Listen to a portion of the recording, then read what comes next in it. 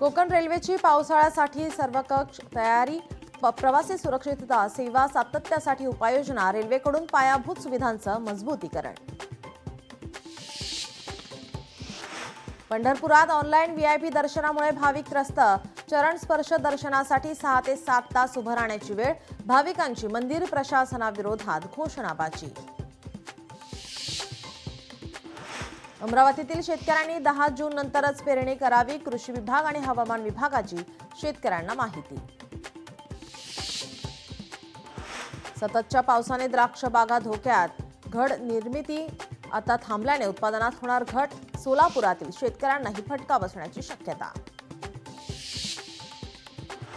नाशिकच्या उमराणेमध्ये कांदा उत्पादक शेतकरी आक्रमक. व्यापाऱ्याकडे कोट्यवधी रुपयांची थकबाकी असल्याने शेतकरी आक्रमक. पैशाअभावी शेतकऱ्यांना उदरनिर्वाह करणं कठीण.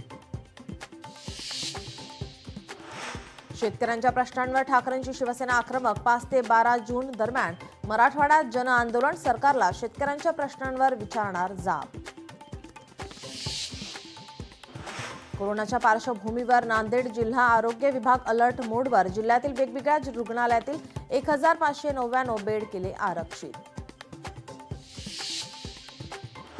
पुण्यातील धानोरी पोलीस ठाण्याजवळील हाणामारीची घटना. पोलीस स्थानकाच्या बाजूलाच हाणामारी. हाणामारीवेळी पोलीस स्थानकात पोलीसच नसल्याची स्थानिकांची माहिती.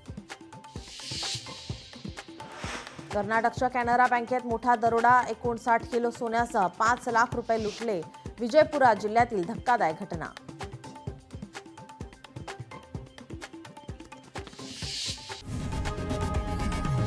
लोकशाही मराठी ऐका, पहा, जागरूक रहा.